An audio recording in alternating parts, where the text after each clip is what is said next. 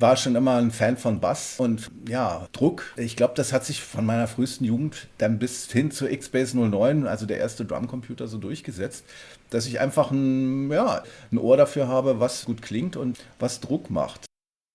Ich habe mich also über die Reparatur hinaus immer sehr dafür interessiert, wie haben die das umgesetzt, wie funktioniert so ein achtstimmiger Synthesizer, wie funktioniert eine Synthi-Voice, wie funktioniert die Klangerzeugung von der TR-909. Habe mich sehr, sehr in die Schaltung vertieft, hatte auch die ganze Zeit nebenher auch schon eigene Sachen gebaut. Ich habe schon zum Beispiel 1988 einen harmonischen Verzerrer für meine Gitarre gebaut.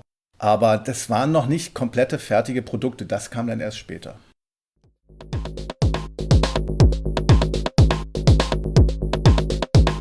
Also es ist halt so, dass damals eben viele Leute an mich rangetreten sind, um diese 909s zu modifizieren. Dann war ich damals mit Kai Röske zusammen und dann haben wir beide zusammen beschlossen, naja, eigentlich müsste man das doch mal in ein eigenes Produkt gießen. Und das war am Anfang, ganz ehrlich gesagt, eher mehr ein Experiment als jetzt der Masterplan. Ich werde der Drum Machine Producer. Nein, das war ein Experiment und ich wäre damals schon 1996 stolz gewesen, wenn ich überhaupt nur 100 Dinger verkauft hätte. Das war dann doch sehr erfolgreich. Ich habe dann 3500 davon verkauft.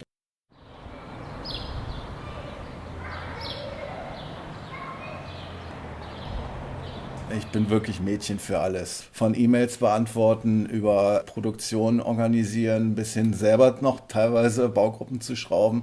Also zum Entwickeln komme ich im Moment relativ wenig, weil das hier auch Szene und branchenbedingt her fast eine One-Man-Show ist. Und deswegen dauert einfach auch manches einfach ein bisschen länger. Also ich habe schon auch ganz schöne Tiefen erlebt und ganz schöne Härten. Und manchmal frage ich mich in der Tat, warum mache ich das eigentlich alles? Warum gebe ich mir das? Aber manchmal reicht ein einziger Anruf von irgendeinem User, der sagt, boah, das Zeug klingt ja super geil. Als ich 2009 hier bei Depeche Mode im VIP-Raum war und Martin Gore zu mir kam, Hand geschüttelt hat und sich bei mir bedankt hat, dass ich die 888 gebaut habe. Irgendwie, weil er sie so geil findet und weil er sie so gerne benutzt. Das sind dann natürlich so Momente, wo ich dann merke, okay, das macht schon Sinn, ne, das hier alles zu machen. Aber ich sehe das auch wirklich mehr manchmal als Dienst an der Menschheit.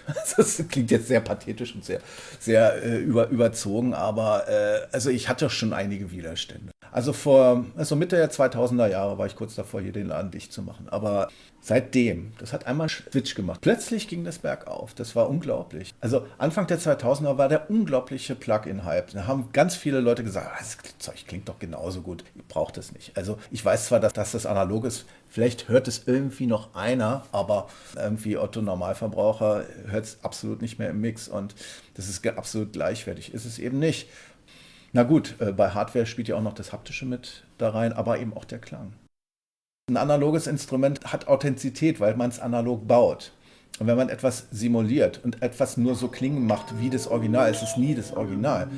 Und der Originalklang, der entsteht ja mit Ohren, Augen, Tasten und Lötkolben. Aber das ist was anderes, als wenn ich nur algorithmisch mich an einen vorgegebenen Sound bewege.